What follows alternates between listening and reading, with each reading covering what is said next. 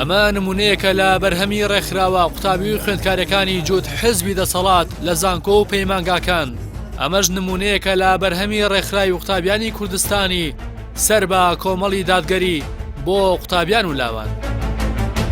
ڕێکخراوە قوتابی و خوێندکاری و لاوانەکانی جووت حزبی دەسەڵات کە پارەیەکی بێشماریان بۆ هەڵڕژاوە لە ڕێگەی پرۆژە و پیلانەکانیانەوە کار لەسەر تێکدانی شیرازی قوتابیان و لاوان دەکەن و بەدەگمەن دەبینی پرۆژەی بەسوود بۆ پێشخستنی ئاستی زانستی و ڕۆشنبیری قوتابیان بگرنە بەر، بەڵکو هەموو کاریان لە زانکۆ و پەیمانگاکان بووە بە ڕێخستنی ئاهەنگی یەکترناسین لە دەستپێکی وەرزی نوێی خوێندن و ئاهەنگی دەرچوون لە کۆتایی وەرزی خوێندن.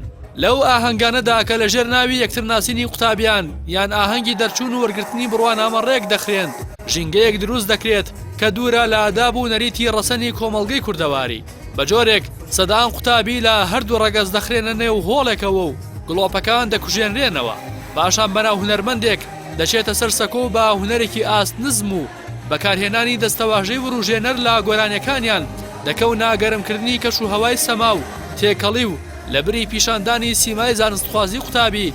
ڕێکخراوەکانی سەر بە دەسەڵات وێنایەک لە یانەشەوانەکان و شوێنەکانی کات بەسەربردن بۆ زانکۆ و قوتابیانی زانکۆ دەکێشن کە دوورە لە پەیامی زانستخوازی قوتابیان و زانکۆکان.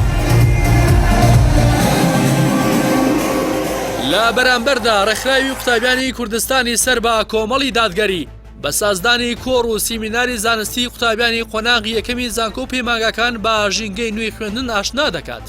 هاوکات لە تەواوی قۆناغەکانی خوێندندا بنکە و بارگاکانی دەبێت بە شوێنی بەرزکردنەوەی ئاستی زانستی قوتابیان.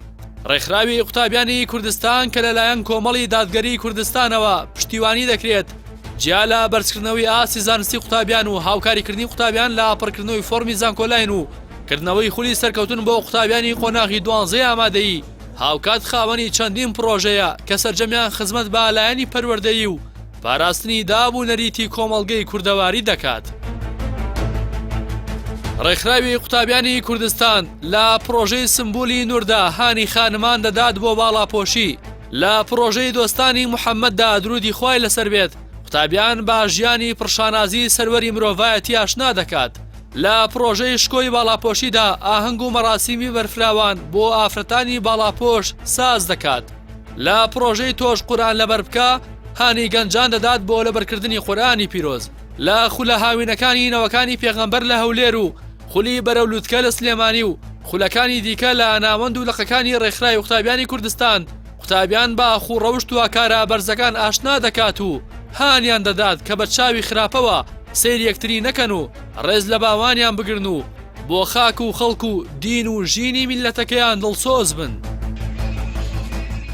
ئەمانە مشتێکن لە خرمانی کار و پرۆژەکانی ڕێکخراوەکانی کۆمەڵ و ڕێکخراوەکانی جووت حزبی دەسەڵات کە دەبێت میلەت و دەنگدەری مسلمان هۆشیار بێت و بزانێت دەنگ بە چ پرۆژەیەک دەدات و بازاڕی کاما ژینگا قەرەباڵغ دەکات و دەیەوێت لە کار و پرۆژەی کامەیاندا بەشدار بێت و بە دەنگی زیاتر بەرفراوانی بکات.